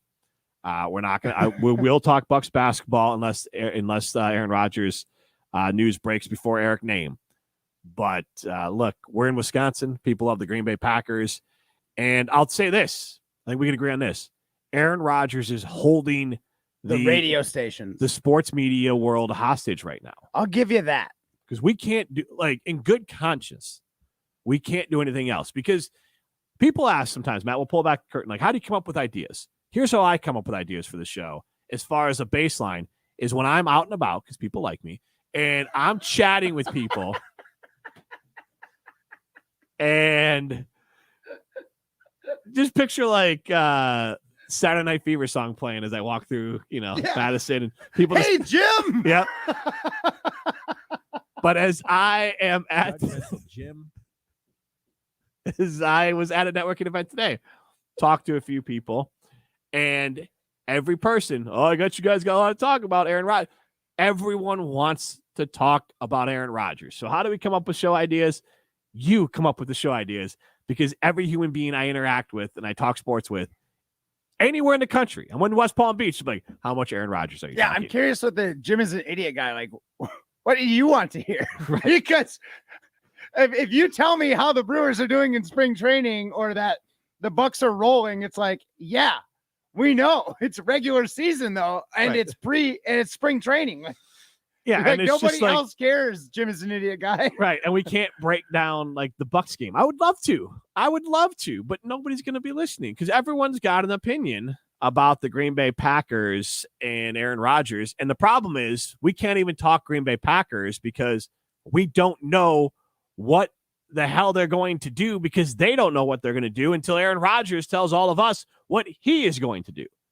So this is the world that we're in right now. Well, here's the thing. If the he's sports playing, media world is being held hostage in the state of Wisconsin specifically, there's literally, I will say this and I mean it, you're negligent in your job if you are not doing 90% of your radio show on Aaron Rodgers and I guess ancillary Green Bay Packers. Yeah, agreed. And it's funny to think, like, the Packers right now, there's really only two options that they're thinking about: if he retires or how they're going to trade him. There is no, I'm coming back to Green Bay. It's just not going to happen. The Packers they're done. They're trading him. And I just think that's it. So there's not really even three scenarios they got to work out. They got to work out, how do we start with Jordan Love with getting a first round draft pick from the Jets? Or how do we start Jordan Love and, play with what we have? Those are your two options. I'll ask a question here. And I don't think this is original to us, but maybe we'll throw it out as an Iron Jack question if it is. Do you have a preference? Because you're an Aaron Rodgers fan. Big fan. Do you have a preference of Aaron Rodgers? Do you want him to retire or do you want him to play for another team? Oh. 844-770-3776. I don't know if I pulled that from like a different show on ESPN, Madison, or if I came with that on my own. Sometimes, you stumble into things that might be unique to me, but I want to make sure it hasn't been asked before. I feel like that might have been. But I'll at least ask it on this show right guys. now. 844-770-3776. Would you prefer Aaron Rodgers to retire or play for the Jets? So that's interesting. The selfish me, if without any outside information, I would want Aaron Rodgers to retire a Packer. Hanging up a Packer, you have a very unique legacy in playing for one team your entire career. Like, that doesn't really happen anymore. It's pretty amazing. You've done fantastic things for the Packers. You won us a Super Bowl. Like, that would be great. That being said, the side that's a little more empathetic of me is, what if Rodgers wants to play, I'd prefer that he goes somewhere else and plays. So honestly, Scholars and Busted asked a question, so I will modify it. Would you prefer Aaron Rodgers to retire at this point? I know Matt Hamilton's answer. Or let's say the Jets fall through. Retire or return to the Packers. 844-770-3776. Would you prefer Aaron Rodgers to retire or return to the Packers? Ooh. I mean, because I think a lot of people are done with the Aaron Rodgers experiment. And so they would love to just call it a day and say, you know what? Aaron Rodgers, I'm just done with it. So we'll post that as our secondary Iron Jock poll question. Would you prefer Aaron Rodgers retires or returns to the Green Bay Packers? 844-770-3776. Matt, why? And I'll let you have this point. Tell us why you want Aaron back. If that was possible, let's say, because it's not impossible. Let's say Aaron says, you know what, Jets ain't it. Jets ain't it. And he comes back to the Packers, and the Packers might say, you ain't it, which could lead to Aaron Rodgers retiring. So it's not impossible that he might be faced with, or the more likely scenario, if this was going to happen, Aaron Rodgers says, this ain't it. He turns to the Packers and he says, I want to come back. They say, you can come back. No bad mouthing the team. We're going to fine you. You got to show up at everything or we're going to fine you. And you better be doing everything we want you to do or you'll be gone after next year. Like, just laying down the gauntlet of here's what we need, the rules of engagement to re-engage with Aaron Rodgers coming back to the Pack. Right. And he might not like those, so you might pull the plug. Yeah, well, I'm definitely, given those two options, I'm definitely in favor of Aaron Rodgers playing. The guy, we know that we have a 4-time MVP and Super Bowl winning quarterback in Aaron Rodgers. I know that Tom Brady is the exception to the rule. Aaron Rodgers, when healthy, is still playing at a high level. The guy is undeniably even last season, I know his numbers didn't show it, but there was a lot of there's some injury around it. Obviously, young receivers. The guy is without a doubt a top 10 quarterback in this league when he puts on a jersey and a set of pads. He is. And I think he's even higher, but I'm going to go ahead and go with the fans on this and say top 10 at minimum.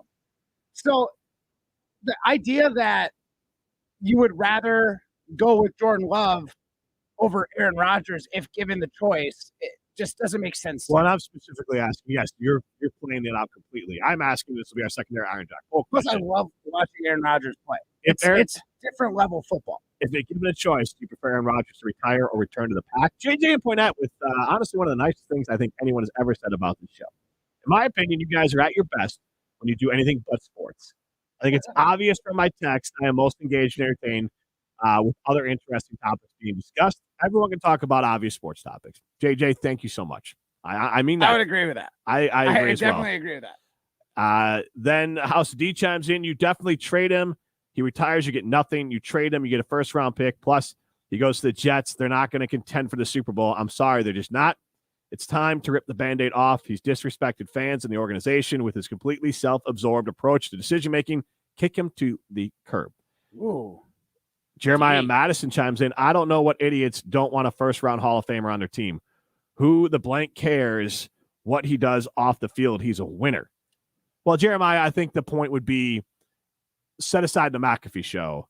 And if you're talking about on-the-field things that the Packers care about, it seems like they're very annoyed that he signs a massive contract. It seems like a commitment, and he didn't show up for anything until late July. And the team is annoyed that the pot shots he takes at teammates and coaches in the media, those are annoying. And those are fair. Those are fair. You're right. The other stuff. First one I don't know is if it's fair. There's mandatory and then there's voluntary, and he doesn't come. Yeah, to but voluntary. he showed That's up. Not. That's new though. It's new-ish. He won 2 MVPs, Aaron not showing up. But Aaron screams, commit to me, and all these new receivers. Yeah, I'm not he saying should that have been there. Okay, I can understand where it might upset you, but again, it's like these are voluntary. You can't, if you can't make him go to it, at that point in his career, I don't know if I would want to either. But again, passive leadership. Those set aside. What I'm saying is those are all fair criticisms. The off the field stuff, that's fine. I get it. You can forgive all the off the field stuff and say, you know what, that's just white noise. And it is for the most part. It's more media fodder as far as his play on the field. But fans do have, are allowed to have opinions about a player and a person, and they might just not want to root for that player. But setting all that aside, I think fans can just look at the things tied to football and say, I'm annoyed with it. You tell you what, you won't be annoyed if you go to the Bruce Company because they are fantastic. They are your outdoor living experts. I went to the Bruce Company. I'm going to have my Adirondack chairs here in about a week. I'm excited to get them. It gets me feeling like spring, summer, and fall is here. We put on a new deck at the Rutledge house, and maybe we'll put a duck out there too. And We are excited to watch the Ducks on our deck in our Adirondack chairs, drinking Coors Light all summer long, all spring, all fall long, courtesy of our good friends at Bruce Company. We went there. We asked them what we should get, what brand, what color, how to take care of it, because they are the outdoor living experts. They should be your outdoor living expert. Go to the Bruce Company. We're going to throw some stones next. This is Rutledge and Hamilton, presented by Coors Light. You're listening to Rutledge and Hamilton, presented by Coors Light. The mountains are blue, and we can prove it. Follow the show on Twitter at Jim and Matt. Jim Rutledge here from Rutledge and Hamilton, weekdays 2 to 4 on ESPN Madison. Listen to me and Matt every Thursday at 2:45 for your chance to win some booze. And continue to listen for your chance to win the grand prize of throwing back a drink with the Rutledge and Hamilton crew. This month, we're celebrating the big tournament and St. Patty's Day with some Guinness. I mean, what better beer to celebrate some basketball and St. Patrick's Day than the official, at least I'm making it the official beer of March, Guinness.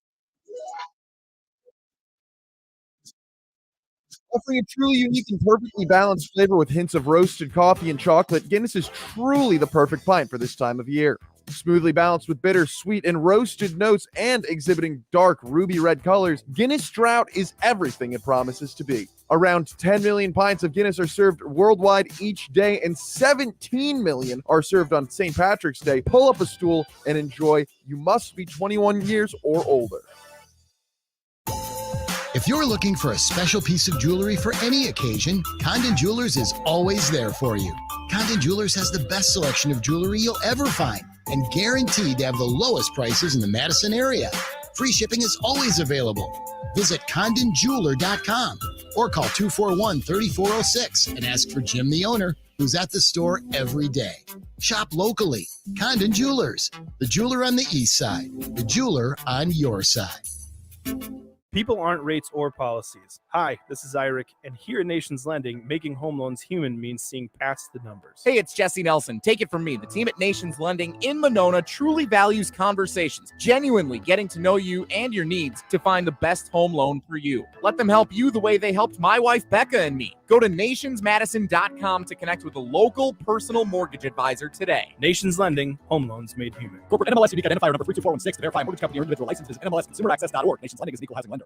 When it comes to security for your home and family, you want a winner, and we found one when we placed our trust with J&K Security Solutions. This is Greg Gard. Kim and Jeff hit the game-winning shot for us with the Control 4 home technology system. Home or away, from our smartphones, we can open the garage door, dim the lights, turn on the TV, as well as arm the security system. That's convenience as well as peace of mind. Let J&K Security Solutions do for your home or business like they've done for us. Call 255-5799 or online at jksecurity.com. Hey, Matt Hamilton here. And whether I'm in the gym curling dumbbells or out on the ice curling stones, Iron Jock is my go-to apparel to stay stink-free. Their state-of-the-art silver ion technology is guaranteed to keep you feeling fresh and provide odor-fighting protection for as long as you own it. As a Wisconsin-based company, Iron Jock provides high-quality performance apparel that's designed from the inside out. Visit ironjock.com to get your Iron Jock apparel and use code ESPN25 for 25% off. Iron Jock. It's what's inside that matters. Want to make a difference in your community? Volunteer with your local fire department. Operational and non-operational opportunities are available, and training is provided. Learn new skills, meet new people, and make an impact. Visit makemeafirefighter.org. This is Jen Latta from Jen, Gabe, and Chewy for St. Kate the Arts Hotel. During your next visit to Milwaukee, St. Kate is the ideal destination for any stay. Recognized as one of Milwaukee's most esteemed hotels, St. Kate offers a modern luxury experience with an artful twist. With a prime location downtown in Milwaukee's Theater District, St. Kate serves as a creative hub for the city, where every aspect of the hotel is inspired by music, painting, sculpture, and design. It's a place to discover, remember, and connect. Learn more and book your next stay by visiting stkatearts.com. You're listening to Rutledge and Hamilton on 100.5 ESPN. Brought to you by Carbon World Health.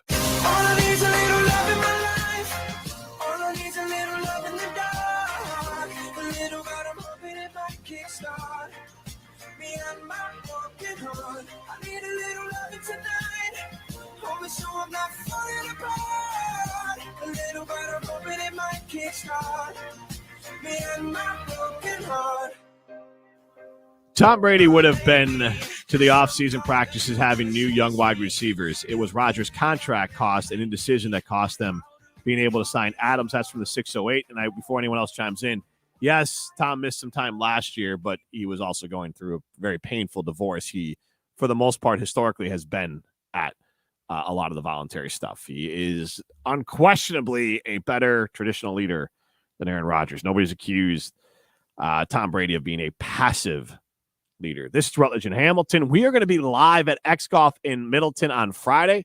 I'm going to try to get out there around noon to take some swings. Come hang out with us if you'd like. Aaron Rodgers might disrupt our plans. If Aaron Rodgers makes the decision, we might be on at 1 o'clock instead of noon. But we're going to be out at X Golf in Middleton regardless. Come join us. Have a Coors Light. Take some swings. Best place in town to get ready for golf season. They also got summer leagues coming up too. Because it's sometimes too hot to want to go out and play. Sometimes it's too rainy to want to go out and play. Sometimes you don't have time to go play a whole ass 18. You just want to take swing for an hour and play whatever you can get in an hour and call it a day. Half-ass 9. Yeah. Go play a half-ass 9 at X Golf in Middleton. This is Rutledge and Hamilton. Let's throw some stones.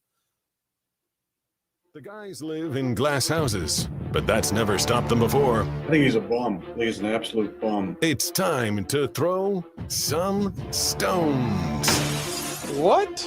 Bro, what are you talking about, man? On Rutledge and Hamilton, brought to you by Metro Kia of Madison, Madison's trusted Kia dealership. So every day, one of us great producers here from ESPN Madison come in on Rutledge and Hamilton, and we pose some questions to you guys. Throw some stones, as the big voice there said. Alex Strofe, one of those great producers, didn't train me too well today, obviously, but he trained you how to bus throw. I love that. That's perfect. All right. He's a great producer himself. He's still working on teaching others, and we'll see. Blame the teacher, don't blame the student. Anyways, I love it. Since it is International Women's Day, I want to start my throwing stones with that today. So one news story that I saw break today was that the University of Nebraska volleyball team is planning to host an outdoor match at their Memorial Stadium where the football team plays this August. The stadium's capacity is approximately 90,000. And the Badger volleyball team is also going to be doing something similar. They're going to play one of their home games at Pfizer Forum, which I'm not sure the exact capacity at Pfizer, but it's definitely not 90,000. So do you guys think that maybe Nebraska just did this to try and show up the Badgers because they keep getting shown up on the court? And if so, do you think this was maybe a slightly petty move by the Nebraska volleyball team? Matt, we'll start with you. I'm not going to say it's a petty move. I think it's more of a shoot for the moon, and if you miss, you'll be amongst the stars. I don't think they're going to fill it the way the Badgers volleyball team could fill a stadium right now. But that being said, they're a contender team. They're good. And I just don't know if 90,000 is going to be their number to fill. So I don't think it's a move out of spite or a move out of hey, Badgers, we're going to one-up you. But I think it's one of those, let's give them the opportunity to put as many seats in the stands as we can.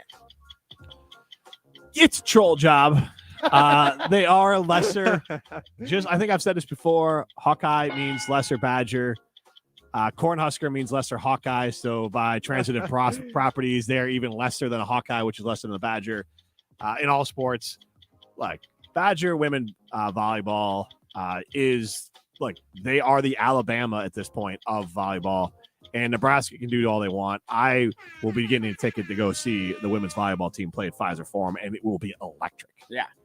I will say I've been to a volleyball game at Nebraska before. They are a passionate fan base, I will say. So I am a little worried about whether the Badgers can match them, because I wouldn't be surprised if they could get to the 20,000s, though. I can't vouch for Lincoln, but Omaha definitely turns out for sporting events, including curling. So if I can get 5,000, 6,000 fans in the stands for a curling event, I'm pretty sure that they're going to do pretty well for a big volleyball. Especially their Cornhuskers. But their Cornhuskers probably won't have much to do in March because it is upcoming NCAA tournament, and we have the Big Ten tournament today.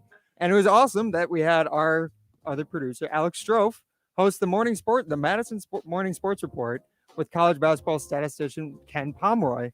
They talked about his approach to advanced analytics and what they can provide in college basketball, as well as the entertainment to a crowd of not so provocative young men, according to one Jim Rutledge. Promiscuous. That may be the best. Maybe they're provocative. I don't know. It's provocative, right? I guess not enough to catch everyone's attention. Ken Palm gets people going. But anyways, my question when it comes to stats, then I know Jim, Ladies love Ken Palm. We know that. you're not the biggest stat guy yourself. So, what is your guys' least favorite, or perhaps what do you think is the most overrated stat you often hear from any sport, college basketball, NFL, whatever it is? Matt, maybe curling.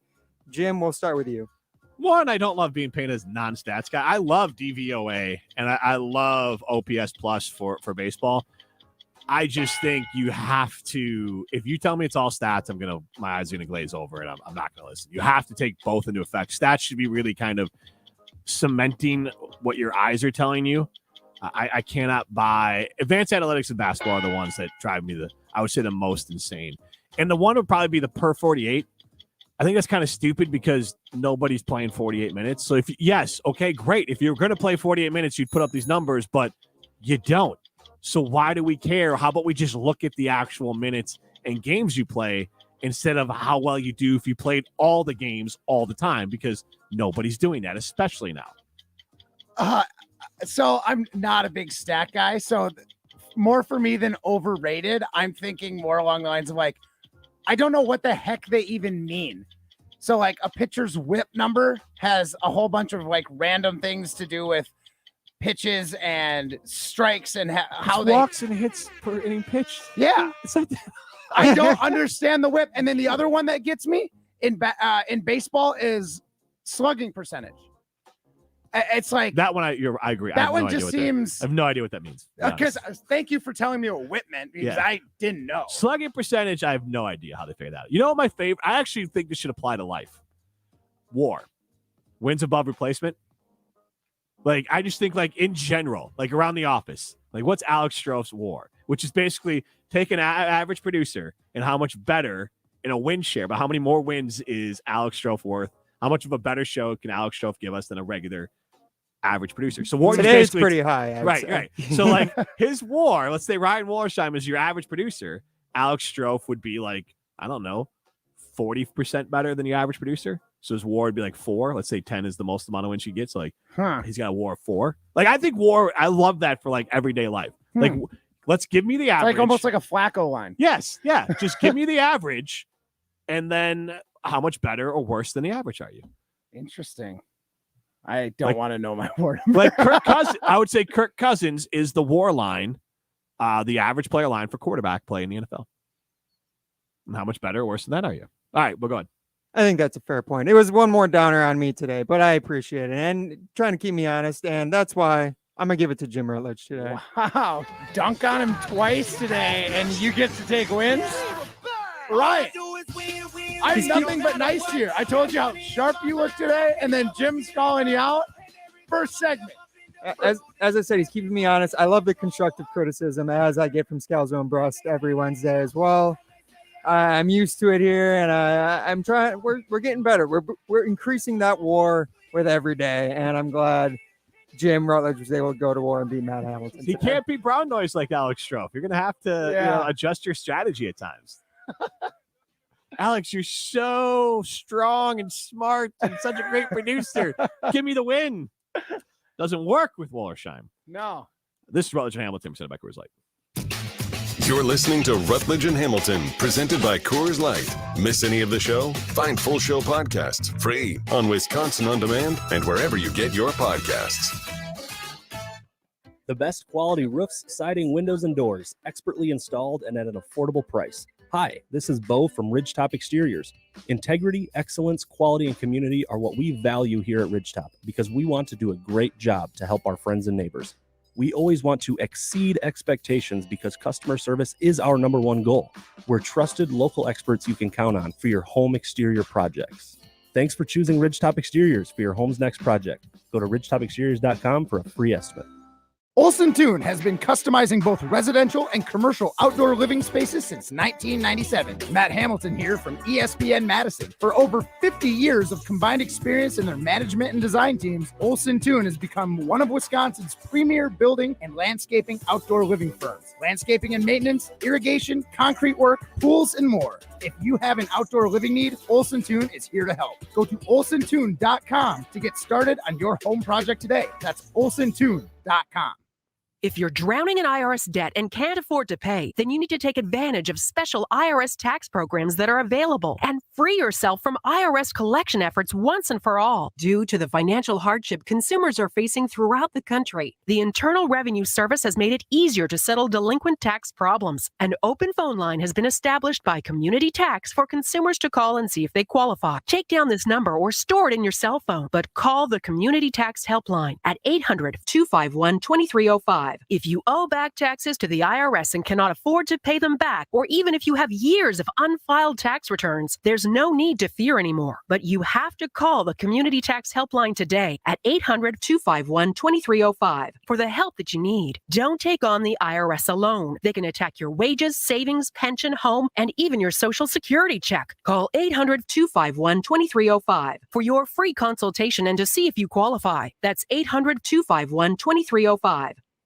Jim Rutledge here to tell you about X Golf Madison, and the most important thing that you need to know is that X Golf Madison is for everyone. Heck, I golf there. Whether you're a seasoned pro, a new golfer, or in between like me, X Golf Madison is going to be fun for you. They have a full bar, excellent service, great food, and the most advanced and accurate golf simulators in the world. You can play one of their 50 courses available, take lessons from a PGA pro, hit the driving range, or even join a league.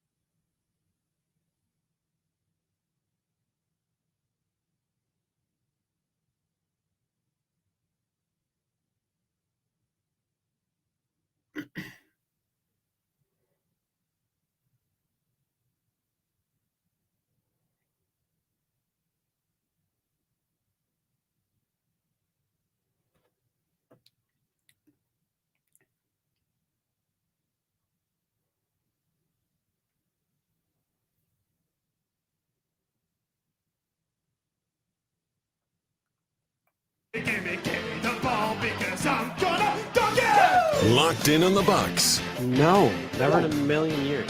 Bringing the insight and the analysis. I do hate charge calls. 2022 Wisconsin Sports Writer of the Year, Eric Name of The Athletic, is on Rutledge and Hamilton.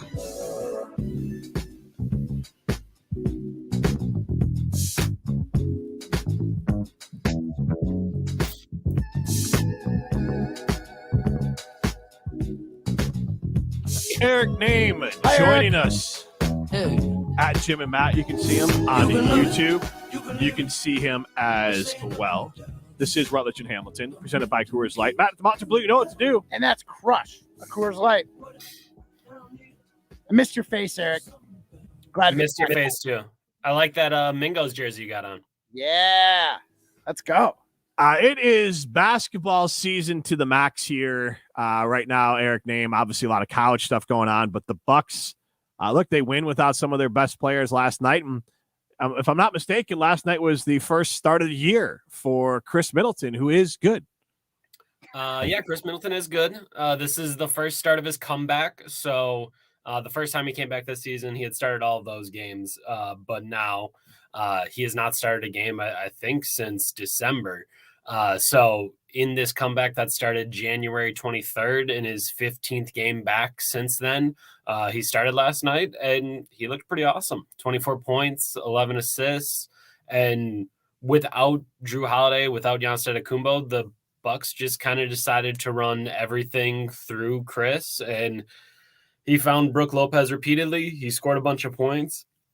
He looked, he looked like Chris Middleton, and that is more than anything, I think the biggest possible takeaway from that first start. And I think the other thing to think about is it is just the start, right? It is just his first start. He's still only played 30 minutes when many times you see him bounce up to 35, 40 during the regular season, and then up over 40 in the postseason. But for a first start, it's a good first step, and hopefully, everything goes well from here on out. So I was going through some of your tweets, and he's got one from 2012 he wants to ask you about. No, I wanted to ask about talking about Middleton dishing the rock, being really good at passing it to Lopez. Lopez and him were on another level. Can you explain a little bit about Bobby Portis and his scream of rage when he dropped another pass? I think maybe the second pass from Middleton, and where that has to go, I guess, for the Bucks to maintain this 18 wins in 19 games kind of run. Yeah, I mean, it is kind of interesting to see the Bucks' three best players. I think they're all very different passers. Like I think Drew, Giannis, and Chris all kind of do it in different ways. Like Giannis, the pass you have to be worried about as one of his teammates is how hard is he going to throw it at me? Because he really likes to throw whip passes where he uses that full 7-foot wingspan and throws it over his, one of his shoulders as hard as he can. So you have to worry about that. Drew Holiday, I think, tends to be a little bit more of a sneaky passer where all of a sudden it's just going to sneak up on you a little bit because he's using the angles. Right. Middleton is someone that when he throws bounce passes, he likes to put a lot of spin on them. You kind of saw it, and I guess this speaks to you, Matt Hamilton, spin and kind of these different things work. Chris Middleton's very good at it. Like he's very good at putting it, throwing it a certain way. Curl on it. Right, where it can curl in, it can curl out. Like he does kind of mess with that stuff a little bit, and he threw a beauty to Brook Lopez last night that got Lopez an and one in the middle of the second quarter, and then he put one in between a defender's legs, the good old fashioned nutmeg, and Bobby dropped that one, and then a little bit later, Chris was trying to work through that magic zone and threw another one that had a little bit of spin on it and spun out of Bobby's hand as well. And yes, that was a loud primal yell from Bobby Portis after the second drop to just kind of let Chris know, like, hey man, I know, like, it's like you're putting him in good spots. I'm just missing him. Right, you didn't do anything wrong. That's on me. Like I was the one that dropped both of those. So yes, I'm frustrated too. Please keep passing me the ball. And later he did get another assist to Bobby Portis. So no hard feelings, but yeah, it was definitely Bobby Portis being like, man, how can I not catch the ball? And how did I ruin two really cool assists from Middleton? How can I make sure Middleton knows that it's on me and not him? Yeah, this is on me. I'm going to wear this one. Yeah, that's good. That's good. Talking with Eric Name from The Athletic, Rutledge and Hamilton. And with Middleton, I made the reference earlier. Chris Middleton is good as like a Twitter, Bucks Twitter sort of thing. Is it part of the idea that we all have to remind everyone that Chris Middleton is good because his game is so crafty and almost like 80s, 90s-ish, as opposed to explosive like a Giannis, and at times it's just hard to appreciate how great Chris Middleton is because his game is not as flashy as some of those great players, and it's more of like you have to appreciate someone who knows exactly how to fit in on a great basketball team and make his skills explode and work with the Bucks. Yeah, I think it's tough because Chris is undeniably a very good basketball player, and you can see it if you just watch him. But I think the tough part is Chris Middleton has been, probably the Bucks' best passer in the last decade, and that's really hard to pick up on and recognize because he doesn't throw overwhelmingly like cool passes. Like he might throw a bounce pass that curls in or curls out, but you really got to be locked in to notice like, oh, that's why that was a cool pass. While Giannis is going to be out on the break, throwing over his shoulder, throwing behind his back. Chris doesn't really get a chance to do that a lot. He does a lot of his passing in the half court. On top of it, he rarely has 10 assist games. He just has like 5 or 6 assists every night. And they're useful, they're utilitarian. He just gets the job done. And it's really hard to be like, oh my gosh, this guy's incredible. And then as far as his shots, he's never going to really have dunks or anything like that. It's going to be a lot of jump shots. It's going to be a lot of contested jump shots. And over the years, like I've tried to highlight the fact that, hey, if you give it to Chris Middleton on the block and he has someone smaller on him, like he's going to make a shot. That's just what he does. But he's not dunking on him. It's not going to be like a poster. It's going to be like, oh, that was a nice baseline fadeaway that defender couldn't touch despite defending Chris well. So I just think all the things that he does well are not necessarily like impossible to pick up on, but it's more difficult than the highlights that you're going to see from Giannis, or even in that regard from like Drew Holiday. Like Drew Holiday's step backs are among the most spectacular in the league. And Chris Middleton shoots step backs too, but because he's 6'8", he can just step back a little bit and shoot over the top. And Drew Holiday needs 5 feet of separation from a defender. So it's just a lot of things that Chris does really well, but it's not going to be quite as spectacular as his two teammates.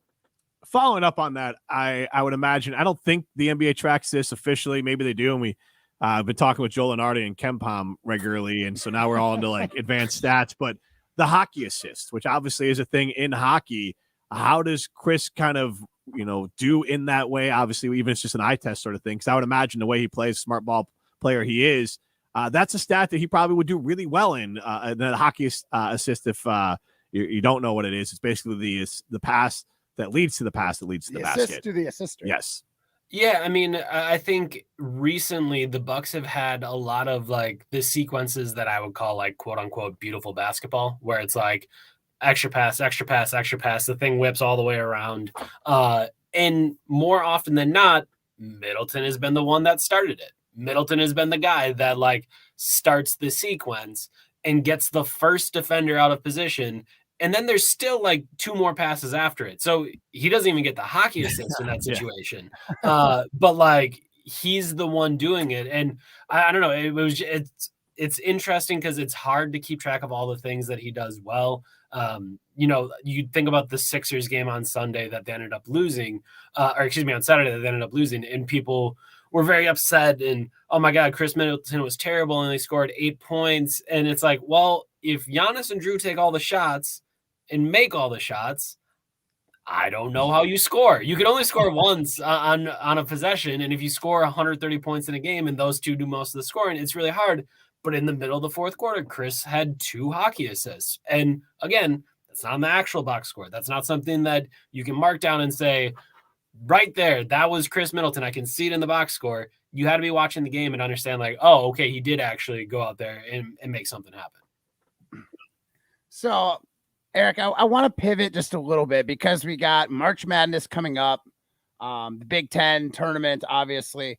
And I guess what I'm most curious about is how like great college players don't always transition to great NBA players. I believe there's a guy for Purdue, Edey for Purdue, the Canadian.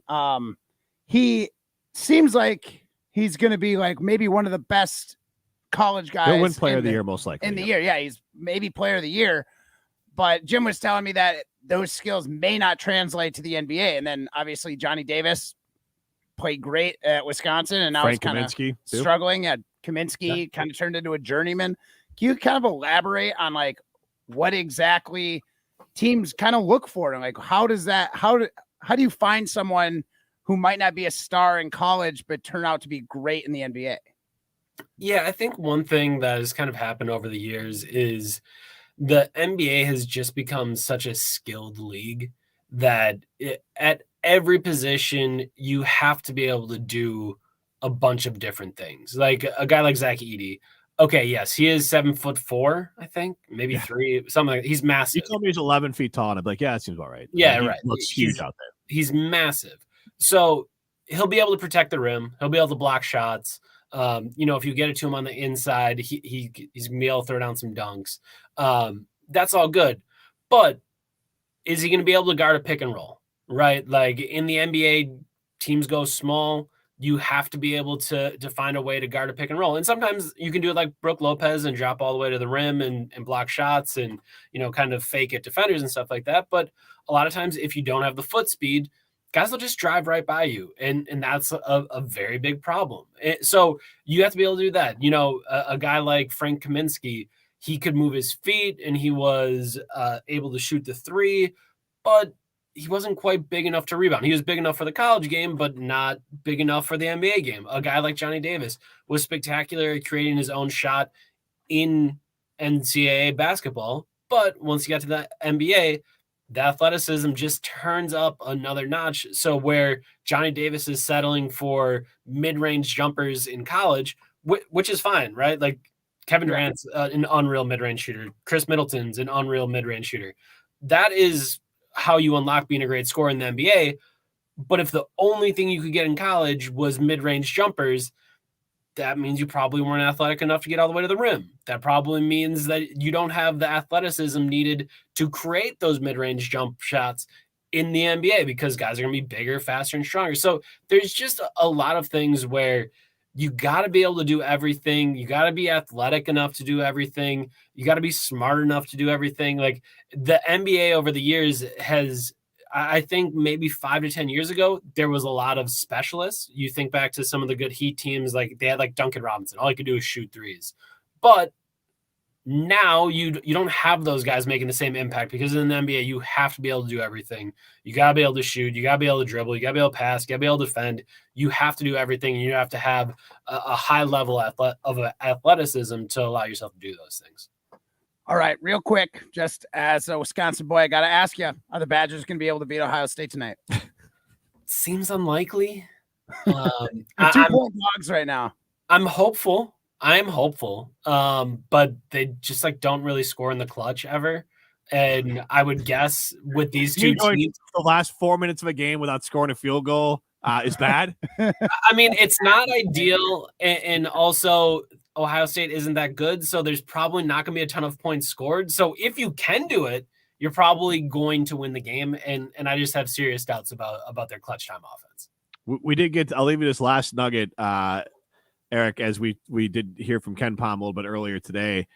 You do have to play both sides of the ball, even in college, to win basketball games. So no matter how good you are defensively, you also have to put the ball into the basket to win too. News to me.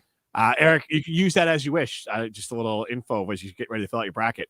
I mean, it's a good note. I think the team in Milwaukee has to think about that as well, right? Like they're very good at scoring the ball. But you got to be able to defend as well. So we'll see. It'll make for an interesting March Madness. All right. Well, we'll talk about the bracket, and I'd love to find out how much NBA players get into it. We'll talk about that next week. This is Rutledge and Hamilton, presented by Coors Light. Thanks, Eric. Bye, Eric. You're listening to Rutledge and Hamilton, presented by Coors Light. The mountains are blue, and we can prove it. Follow the show on Twitter at Jim and Matt.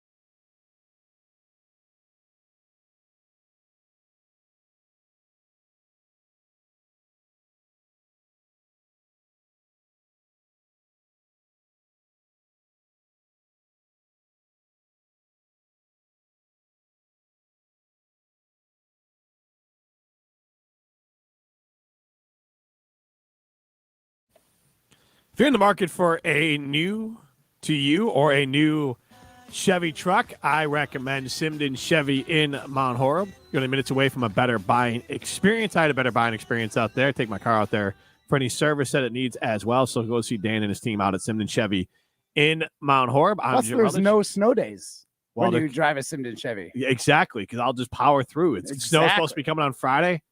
All you regular folks will be, moving all around in the canceling snow. school. Yeah, I'll just be riding around on empty roads in my 4-wheel drive truck from Simden Chevy in Mount Horeb. He's Hamilton. I'm Rutledge. Just Rutledge and Hamilton, presented by Coors Light.